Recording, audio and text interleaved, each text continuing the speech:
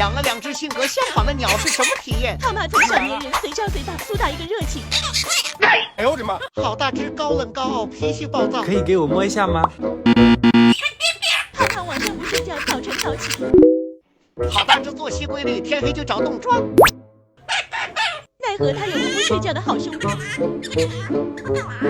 于是通话了。起得比你早，睡得比狗晚。敷个面膜拯救一下。